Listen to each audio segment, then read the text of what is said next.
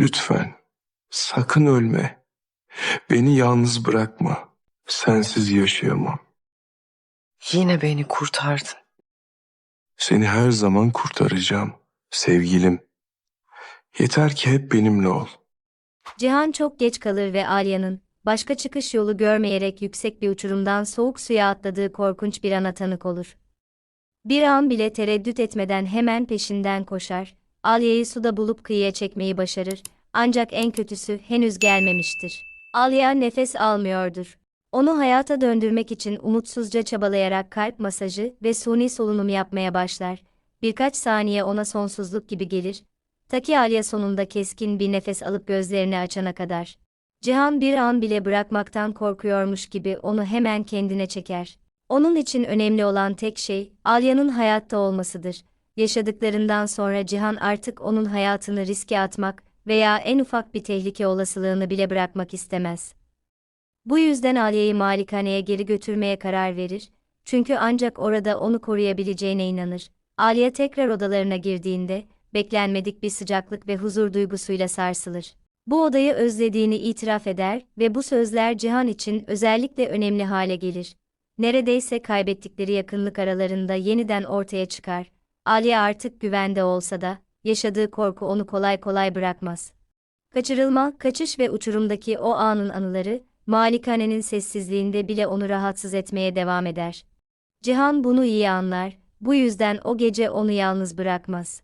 Yanında kalır, uykusunu korur ve yaşadığı her şeyden sonra en azından onun varlığıyla çok ihtiyaç duyduğu huzur duygusunu ona vermeye çalışır. Aynı zamanda Cihan sonunda uzun zamandır gelecekleri için en büyük tehdit olan Deniz'in velayet sorununu çözer. Bora'nın etrafındaki durumu ve Bulgar mafyası ile olan çatışmasını kullanarak sert bir şart koşar.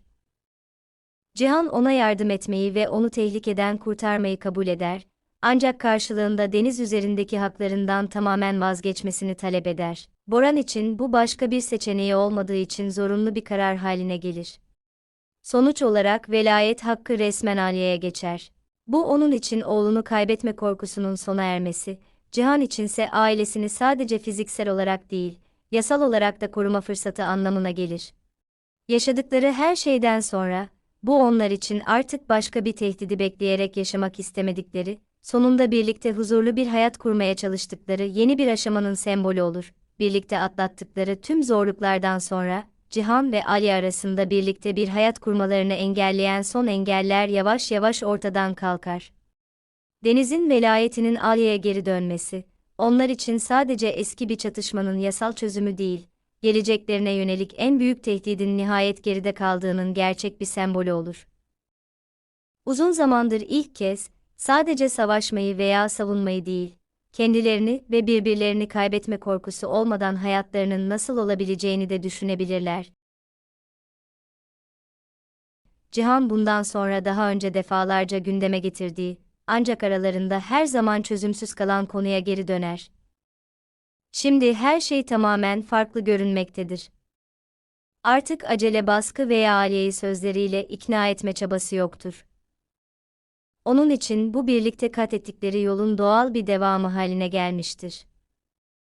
Cihan artık sadece kalplerinde değil, tüm dünyanın önünde de resmi olarak bir aile olmalarının önünde hiçbir engel olmadığını anlar. Alya bunu duyunca bu konuşmadan kaçınmaz. Aksine Cihan'a karşı hislerinin ne kadar değiştiğini kendisi de fark eder. Başlangıçta ona yabancı ve tehlikeli görünen kişi, yavaş yavaş kendisini güvende hissetmeyi öğrendiği birine dönüşmüştür. Onu defalarca kurtaran, en zor anlarında destekleyen ve etrafındaki tüm dünya yıkılırken yanında kalan oydu. Ancak onunla resmi olarak birlikte olma arzusuna rağmen, Alya henüz büyük bir tören veya halka açık bir kutlama için hazır olmadığını hisseder. Kaçırılma olayından, sürekli çatışmalardan, tehditlerden ve başkalarının müdahalesinden sonra, en azından sadece ikisi için bir şeyler korumak istiyor. İlişkilerinin sürekli başkalarının konuşmalarının, manipülasyonlarının ve güç mücadelelerinin konusu olmasından bıkmış durumda. Bu yüzden gereksiz gürültü olmadan, kalabalık olmadan ve kimsenin hemen öğrenmeyeceği şekilde gizlice bir nikah kıymayı öneriyor. Cihan için bu istek sürpriz değil. Alya'nın yaşanan tüm olaylardan ne kadar etkilendiğini açıkça görüyor ve onun için önemli olanın artık yüksek sesli sözler veya gösterişli bir kutlama değil, huzur ve güvenlik duygusu olduğunu anlıyor.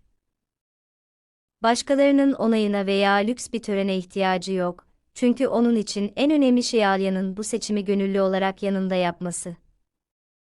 Bu yüzden tereddüt etmeden şartını kabul ediyor. Nikahları sessizce, çevrelerindekiler tarafından neredeyse fark edilmeden gerçekleşiyor. Bu törende görkemli bir kutlama, çok sayıda misafir veya gösterişli bir ciddiyet yok, ama bu da onu ikisi için özel kılıyor. Geçirdikleri tüm acılardan sonra, gösteriş için yüksek sesli bir mutluluk değil, sadece onlara ait olacak bir anı seçiyorlar. Bu olayın atmosferi şenlikli gürültüyle değil, derin bir iç huzur ve nihayet bir olduklarına dair güvenle dolu. Alya için bugün yeni bir başlangıcın sembolü oluyor. Uzun zamandır ilk kez, geleceğe dair korku değil, Cihan'la gerçekten mutlu olabileceğine dair kesin bir inanç hissediyor. Artık birlikteliklerini geçici veya zorlama bir şey olarak algılamıyor. Aksine artık bu koşullar yüzünden değil, duyguları yüzünden yaptığı bilinçli bir seçim.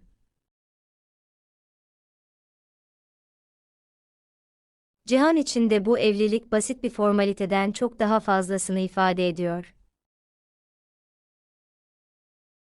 Sürekli mücadele, kayıplar ve Alya'yı kaybetme korkusundan sonra, sonunda uzun zamandır uğruna savaştığı şeye kavuşuyor, onu karısı olarak adlandırma fırsatına, zorunluluk veya dış baskı nedeniyle değil, kendisi istediği için.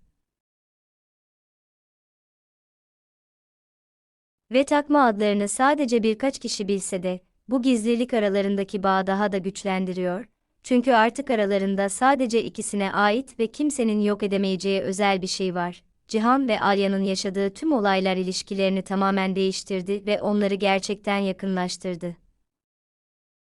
Kaçırılma, kaybetme korkusu ve sürekli mücadele. Birbirleri için ne kadar önemli hale geldiklerini anlamalarına yardımcı oldu. Denise'in dönüşü, velayet sorununun çözümü ve malikaneye geri dönüş, hayatlarının en zorlu döneminin sonunu simgeliyor. Gizli nikah onlar için sadece bir formalite değil, yaşadıkları her şeye rağmen birlikte olma konusunda bilinçli bir seçim haline geliyor. Artık koşullar tarafından bir araya getirilmiş insanlar gibi değil, zorluklardan geçmiş ve sevgiyi, güveni ve birlikte kalma arzusunu koruyabilmiş gerçek bir aile gibi görünüyorlar.